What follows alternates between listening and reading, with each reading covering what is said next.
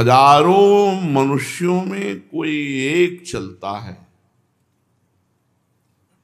भगवत मार्ग में, उन चलने वालों में कोई विशेष प्रयत्न हजारों में एक करता है, विशेष प्रयत्न करने वालों में कोई सिद्ध होता है, और सिद्ध पुरुषों में भी कोई एक भगवान कह रहे मुझे तत्व से जान सकता है।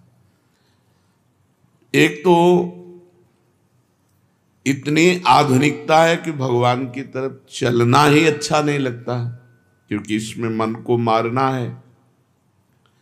जब जन्म जन्म के पुण्य और संस्कार अभिव्यक्त होते हैं, प्रकट होते हैं, तो उसे साधु संग मिलता है। साधु संग मिलने का मतलब है हमारे ऊपर भगवान की बहुत कृपा है। अब मोहि भाव भरोस हनुमंता, बिनु हरि कृपा मिले नहीं संता, पुण्य पुंज बिन मिले ही न संता, सत्संगति संस्कृति कर अंता। दोनों बातें, बहुत पुण्य एकत्रित हुए जन्म जन्मांतर के, जो भगवान कह रहे हैं हजारों में कोई एक चलता है। भगवान के मार्ग में चलना, भेष रख लेना या दंभ पाखंड करना, ये तो अलग की बात है।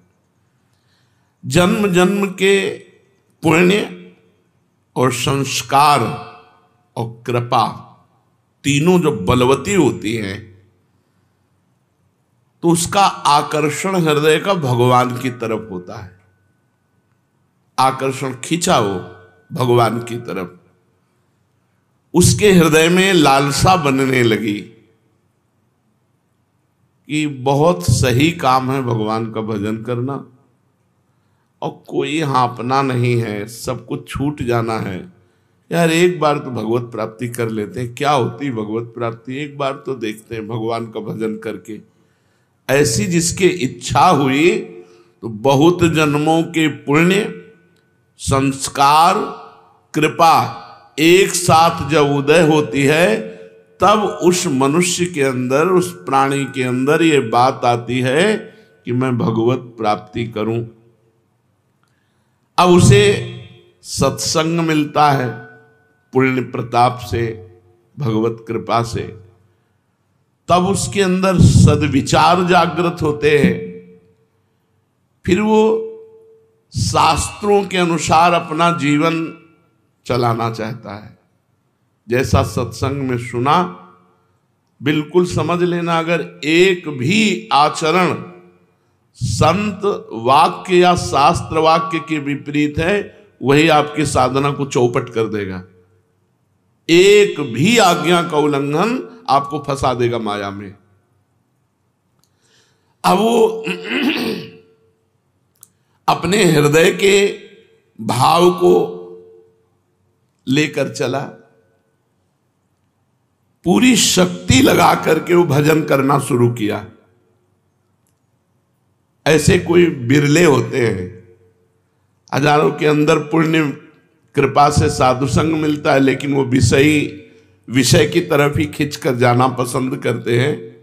वो आगे नहीं बढ़ना चाहते। वो इतना खान पान भोग मिल रहा, 2-4 माला कर लिए, भक्ति बढ़िया, ये कोई चलना नहीं हुआ। चलना का मतलब है अपने पूरे समय को भजन में लगाना, पूरी शक्ति को शास्त्र आज्ञा के अनुसार अपने जीवन को चलाना। अब ऐसे थोड़ी कि भगवत मार्ग में आप चल दिए तो बड़ी, अब ऐसा तो नहीं कि आप भगवत मार्ग में चल दिए तो पूरा मार्ग सरल है। आकर्षण है, बाधाएं हैं। कोई तो आकर्षण में ही फिसल गया, कोई बाधाओं से परास्त हो गया, कोई पूर्व जन्म की गंदी प्रवृत्तियों से परास्त हो गया, कोई लाखों में एक आदमी इन बाधाओं को, इनको सबको चीरता हुआ पूरी शक्ति लगा के भजन करते हुए वो आगे बढ़ता है। उसे भगवान कह रहे हैं कि प्रयत्न करने वालों में हजारों में कोई एक। प्रयत्न, अभी प्रयत्न के लिए जो आवश्यक बात बताई, जैसे आपको गुरुदेव मिले, मंत्र मिला, तो मंत्र सिद्ध करने के लिए स्थान चाहिए। किसी संत का सिद्ध पीठ स्थान या पुण्य क्षेत्र, पवित्र तीर्थ या गंगा यमुना का किनारा या कोई पूज्य पर्वत शिखर या तुलसी कानन, गौशाला, देवालय, पीपल, आंवला का वृक्ष या बड़ा सरोवर, उनका तट, पवित्र सरोवर, उनका तट, इन पे मंत्र सिद्ध होता है। इन जगहों में मंत्र जपने से सिद्ध होता है। एक बार वर्णन किया गया था कि घर से 10 गुना भजन का प्रभाव गौशाला में, और गौशाला से 100 गुना बढ़कर लाभ मिलता है पवित्र जंगल, एकांत सुनसान जंगल से 1000 गुना सरोवर, तालाब, कुंड, उससे 1,00,000 गुना यमुना जी के तट पर, गंगा जी के पावन तट पर, उससे 1 करोड़ गुना पवित्र पर्वत, गिरिराज जी, कामदेव जो वहां, कामदगिरी, चित्रकूट, ऐसे पवित्र पर्वतों में, उनसे बढ़कर कई गुना भगवान शिव के मंदिर, भगवान राम के मंदिर, हरि के मंदिर जहां विराजमान है, उन मंदिरों में, और अरबों गुना भगवान के नित्य लीला स्थलियों में। अरबों गुना का मतलब 1 अरब नाम घर में जप किए और 1 नाम वृंदावन में जप किए, तो अरबों, अरब नहीं, अरबों गुना। आप जहां बैठे हो, इससे बढ़कर त्रिभुवन में कोई स्थान नहीं। पर इससे भी बढ़कर बात कही, गुरु के सानिध्य में अनंत गुना, गुरु के सानिध्य में अनंत गुना, गुरु की चरण पादुका, गुरु का चित्रपट विराजमान करके। अब ऐसे गुरु थोड़ी बैठे कि बैठो हम जप कर ले, पहले सिद्ध हो जाए तब जाना हमारे पास से, तो ऐसे गुरु किसी के पास थोड़ी बैठे रहते। तो गुरु की पादुका और गुरु का चित्रपट, ये गुरु का सानिध्य माना जाता है। ऐसी जगह बैठे जो सम हो, बराबर हो, जहां कोई सांप, बिच्छू, कीड़ा मकोड़ा ऐसे आने का भय न हो, दुष्टों की विघ्न जहां ना पहुंचते हों, ऐसे पवित्र एकांत स्थान में निरंतर भजन करने का अभ्यास करें। सब कुछ अपने को प्राप्त है, श्रीधाम वृंदावन प्राप्त है, इसलिए सब कुछ प्राप्त है अपने को। अब नाम और मंत्र निरंतर चले, इसके लिए साधक को भोजन सुधारना होगा। जो चले उनकी बातें कर रहे हैं, जो चले तो प्रयत्न क्या होना चाहिए, ऐसे पवित्र स्थानों में मंत्र नाम सिद्ध करने का उपाय करना चाहिए। नाम और मंत्र निरंतर हमारे हृदय में चले, उसके लिए भोजन सुधार होना चाहिए। भोजन से रस बनता है और वही रस शरीर प्राणों को पोषित करके मन का निर्माण करता है। जैसा अन्न वैसा मन, मन का निर्माण करता है। जो अशुद्ध निषिद्ध, अशुद्ध और निषिद्ध भोजन करते रहते हैं, उनके प्राण मलिन हो जाते हैं, उनका मन मलिन हो जाता है, उनसे भजन नहीं होता। भगवत प्राप्ति के लिए शरीर में उछाहलीपन, चैतन्यता, प्राण क्षोभ रहित और मन ग्लानि रहित, तब भजन होता है। जिस समय हम अपवित्र भोजन करते हैं तो चित्त में मल और विक्षेप धारण हो जाता है। चित्त पकड़ता है गंदी बातें, पूर्व की बातें, दुश्मनी की बातें, ये वो सब, वो उनको पकड़ेगा। मंत्र तुम्हारा चल रहा, मंत्र को नहीं पकड़ेगा। यदि भोजन सही नहीं है तो।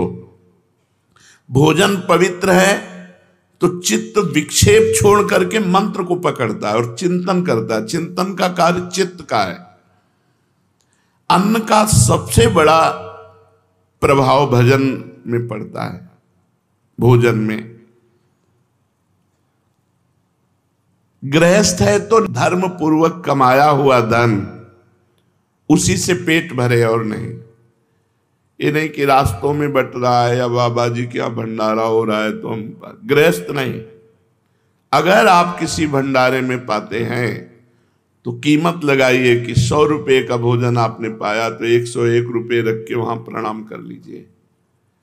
ऐसे गृहस्थ के लिए उचित नहीं। कहीं भी ये खुशी मत हो कि फ्री पा लिया। भोजन पाओगे सुकृत नष्ट हो जाएंगे, भजन में विक्षेप पड़ जाएगा।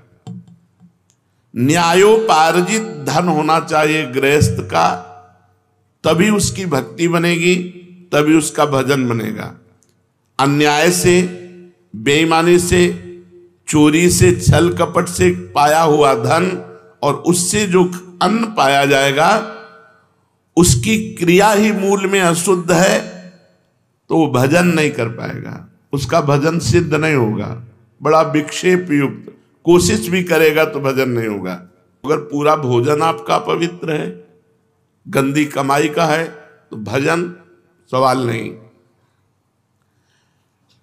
भोजन चित्त का निर्माण करता है। चित्त मंत्र या नाम को पकड़ता है। जो अन्यायी है अन्याय से धन एकत्रित करता है, भूल जाए कि वो भजन करेगा। पाखंड माला हाथ में, मन संसार में, भजन नहीं हो। इसलिए पहले भोजन पर सुधार कीजिए। गृहस्थ है तो न्यायोपार्जित धन के द्वारा अपना उदर पोषण करे, किसी का भी फ्री पानी न पिए। देख लो आपका भजन बढ़ेगा। कोई हलवा पूड़ी रास्ते में बट रहा नहीं, आप कोई विरक्त थोड़ी गृहस्थ हो, खरीद के खाओ, पवित्र जगह से खरीद लो। यदि वहीं पाना है तो 150 रुपये भेंट रख के आओ। खाली हाथ नहीं कि खाया और चल दिया, बड़ा मौज है, तुम्हारे सुकृत नष्ट हो जाएंगे। अब आया सन्यासी, ब्रह्मचारी, वैष्णव। ये भोजन कहां से पाए? इसमें सर्वोपरिवृत्ति आकाश वृत्ति। आकाश वृत्ति कहते हैं जो परमात्मा स्वयं हमारे पास पहुंचा दे। कहीं मांगा नहीं, इशारा भी नहीं किया, हमारे पास जो आ गया उसी से उदर पोषण। काशी में इसी आकाश वृत्ति से रहते थे। दूसरी वृत्ति पवित्रता में माधुकरी। मधुकर कहते हैं भ्रमर को। जैसे एक एक फूल से थोड़ा थोड़ा पराग लेकर भौरा अपना उदर पोषण करता है, ऐसे 5 घर या 7 घरों से एक एक माधुकरी लेकर के अपना उदर पोषण करे। श्वान वृत्ति कभी स्वीकार न करे। धनी पुरुषों की चाटुकारिता करके अपनी व्यवस्था करा लेना, श्वान वृत्ति कभी नहीं। सिंह वृत्ति कभी धारण न करे। अपनी तपस्या का रौब, अपना चमत्कार दिखा करके भरण पोषण नहीं। आकाश वृत्ति, मधुकर वृत्ति, मधुकरी वृत्ति, और सबसे महान है अजगर वृत्ति। आकाश वृत्ति में तो हम व्यवस्था करेंगे, हमारे पास 100 रुपये आ गए तो हम गेहूं लाएंगे, चावल लाएंगे, दाल लाएंगे, तब व्यवस्था। वो ये भी नहीं करेगा। बना बनाया मुंह के सामने आ गया तो खा लिया नहीं। अजगर वृत्ति। इन वृत्तियों को धारण करें। जो सन्यासी हैं, वैरागी हैं, भगवत मार्ग के पथिक हैं, अगर वो किसी आश्रम में पाते हैं तो पूरी पसीना निकालने वाली सेवा होनी चाहिए। 4-6 घंटे की सेवा की। नारायण स्वामी जी जब वृंदावन वास कर रहे थे तो 8 घंटे लेवरी करने के बाद कह देते मुझे 4 रोटी दे दो बस। 8 घंटे मेहनत करते और 4 रोटी लेते, खूब भजन करते। ये मत समझो कि आप भजनानंदी हो, बढ़िया कपड़ा, बढ़िया जूता, बढ़िया भोजन, ये फ्री है। ऐसे भजन नहीं होता। झाड़ू लगाओ, पोछा लगाओ, 2-4-6 घंटे खूब मेहनत करी और फिर उधर पोषण किया और रात दिन भजन में लगे, तब तुम्हारा भजन बढ़ेगा और सुरक्षित रहेगा। नहीं तो माधुकरी पाओ और यमुना किनारे पड़े रहो, वहीं मांगो खाओ, यमुना जी के पावन तट पर रहो, कोई सेवा मत करो, फिर तुम्हारा भजन भले बन जाए, वो भी गुरु आज्ञा से, मनमानी आचरणों से तो वो भी नहीं।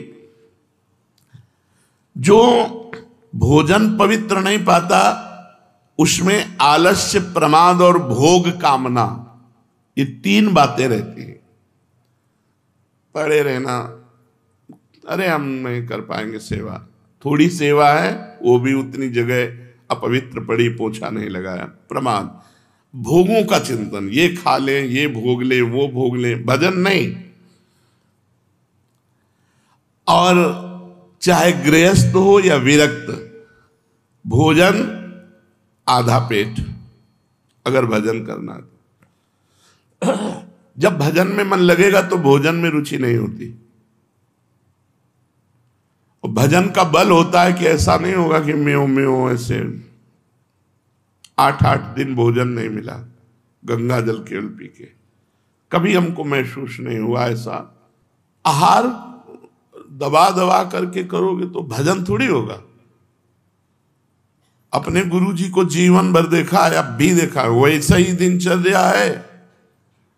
2 रोटी से कभी ढाई नहीं पाते, अपने हाथ की बनाई 2 रोटी और शाम के दूध। एक दिनचर्या आजीवन के लिए भोजन की होनी चाहिए।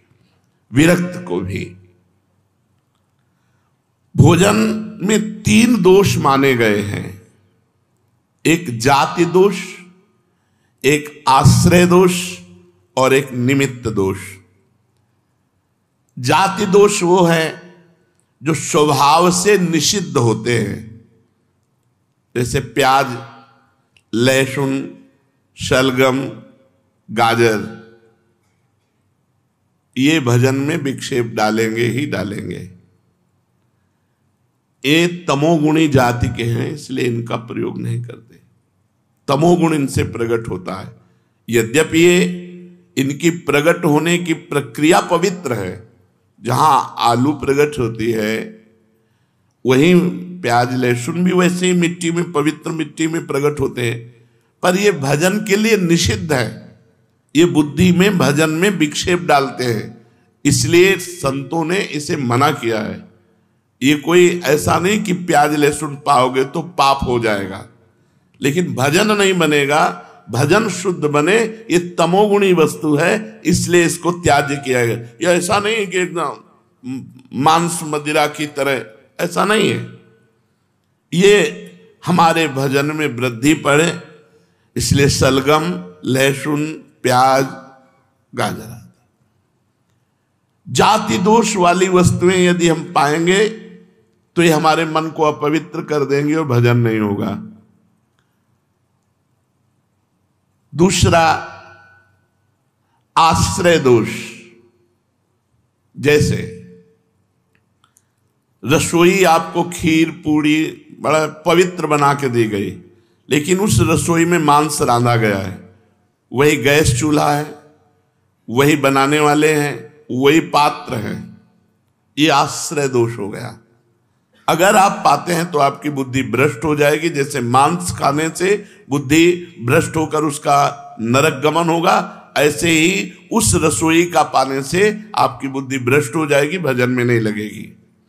जैसे आश्रय दोष में पहला ये, जैसे शराब की बोतल है और उसमें गंगा जल भर दिया जाए तो आश्रय दोष के कारण वो गंगा जल आचमन के लायक नहीं रहेगा। जैसे जहां शराब रखी हुई है उसके पास आपके सब्जी रखी हुई उसी फ्रिज में, वो सब्जी वो आश्रय दोष के कारण अपवित्र हो चुकी है, क्योंकि वो मदिरा वहां रखी हुई। इस तरह से आश्रय दोष का त्याग, जाति दोष का त्याग। जाति का यहां मनुष्य से नहीं है, यहां वस्तुओं से है। जो वस्तुएं शास्त्र निषिद्ध है उन वस्तुओं का सेवन न करें। आश्रय, आश्रय बहुत ही विवेक के, कहां भोजन, किनके यहां भोजन, कैसे आचरण करने वाले, बहुत ध्यान से।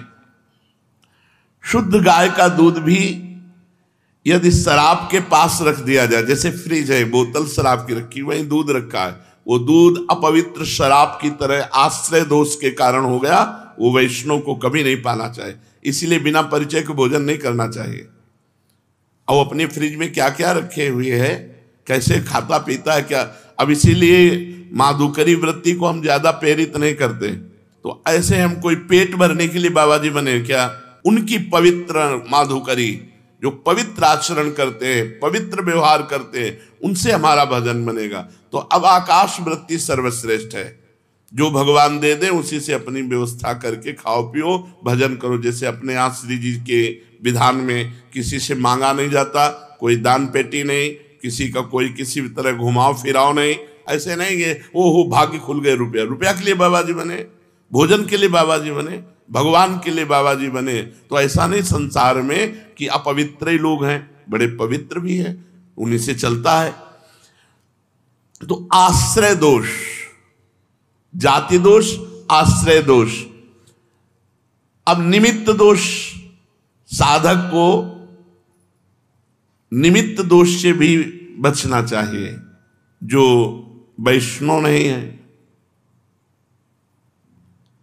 जिनका अपवित्र आहार विहार है, उनका छुआ भोजन नहीं। हमारे लिए अछूत कौन? जो वैष्णव नहीं है, जो भजन नहीं करता।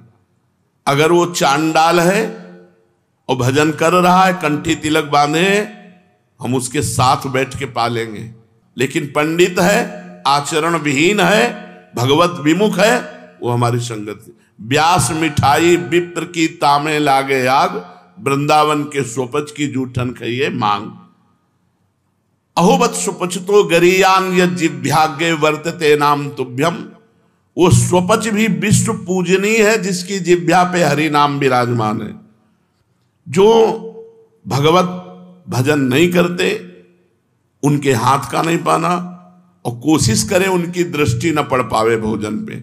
जैसे हम ठाकुर जी के लिए पर्दा करके अगर ले भी जाना है तो थाल ढक कर कोई देख न पावे, पर्दा लगा के भोजन, निमित्त दृष्टि भी न पड़ पावे ऐसे लोगों की, जो भगवत विमुख हैं, जो नीच आचरण करते हैं, उनकी भी दृष्टि का निषेध। साधक को इन तीन दोषों से रहित भोजन पाना चाहिए। जाति दोष, आश्रय दोष, निमित्त दोष कहां रखा है, इसका भी प्रभाव पड़ता है। अब प्रधान प्रधान वस्तुएं कह रहे हैं कि जैसे गौ का दूध है, गौ का दही है, गौ का घी है, ये पवित्र भजन में बहुत सहयोगी होंगे। फिर तो पेट पालने के लिए, भजन के लिए गौ का दूध, जैसे भैंस का है, बकरी का है, भजन के लिए नहीं। भजन के लिए गौ का दूध, गौ का घी। भजन में दूध ना मिले तो भला, लेकिन अन्य पशु का दुग्ध बाधक है। गाय का दूध, गाय का दधी, घी, श्वेत तिल, मूंग, कंद, केला, आम, नारियल, आंवला, धान, जीरा, जौ, गेहूं, नारंगी, इनका प्रयोग करें।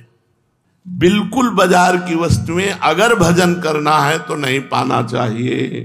नियम ले ले, कहां बना है, कौन बनाया है, उसका विचार क्या है, उसके आचरण कैसे है, उसकी पवित्रता क्या है, ये अन्न पर प्रभाव डालती है। जैसा हम अन्न पाते हैं वैसे ही हमारे विचार बनते हैं। बिना औषधि के शहद नहीं खाना चाहिए, भजन में बाधक है। शहद का केवल आदेश है यदि आप बीमार हो तो औषधि में पा सकते हो, नहीं शहद पाने से फिर अपराध पाप लगता है। क्योंकि शहद औषधि के लिए ही केवल है। जैसे टेबलेट औषधि के लिए हैं कुछ, आप उनको नशे के लिए प्रयोग करने लगे तो निषेध है। आपको टेबलेट ऐसे नहीं मिला डॉक्टर। तो ये मधु जो शहद है ये बलवर्धक है, ऐसे नहीं खाना चाहिए। शास्त्र आदेश करता है, भजन नहीं बनेगा। केवल औषधि में इसका प्रयोग है कि आयुर्वेदिक आदेश है ये औषधि पानी शहद से, अनुपान से, तो शहद ले लिया जाए। उपासक को चाहिए कि जिस अन्न को शाम के बनाया गया सुबह न पाए। पकवान में जैसे घी से तले हुए पदार्थ हैं, ये 1-2 दिन तो ठीक है, लेकिन जैसे रोटी दाल है, ये अन्न कच्चा अन्न है, ये बासी अन्न और रूखा अन्न, और जिसमें बाल पड़ गया है, मक्खी मर गई है, ऐसे अपवित्र अन्न, इनका त्याग करे। कांसे के बर्तन में साधक न पावे। अपने लोग तो रज, बड़ी कृपा है, रज के ही पात्रों का प्रयोग है। भोजन के संबंध में और एक बात ध्यान रखनी चाहिए कि भोजन पाते समय आपका चिंतन कहां गया है, चिंतन कहां है। भोजन पाते समय न भोजन में चिंतन होना चाहिए और न किसी व्यक्ति, वस्तु, स्थान का। अगर किसी व्यक्ति का चिंतन करते हुए भोजन पाते हो तो उसका स्वभाव गुण आपके ऊपर जारी हो जाएगा, लागू हो जाएगा।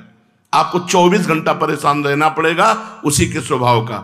यदि वो कोई संत है तो आपका भजन 24 घंटा बढ़ेगा, 24 घंटे इसका प्रभाव रहेगा, जो विशेष रहेगा, 24 घंटे प्रभाव रहता है। तो भोजन पाते समय उपासक को बहुत सावधानी पूर्वक अपने चिंतन को प्रभु में या किसी महाभागवत में, गुरुदेव, संत, जो सिद्ध महापुरुष हुए हैं, इंद्रियों को बल मिले,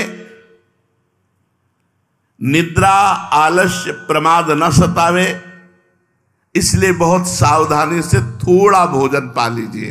ये बहुत बार सत्संग में कहा गया है।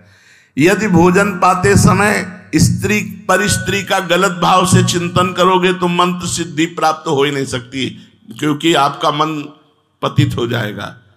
यदि भोजन पाते समय किसी द्वेषी का चिंतन करोगे तो मन में जलन पैदा रहेगी, 24 घंटे परेशान रहोगे।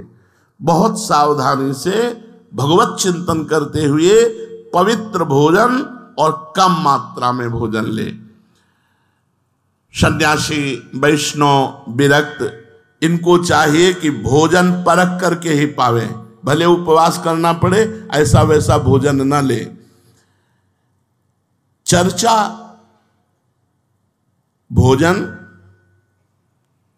ये विशेष।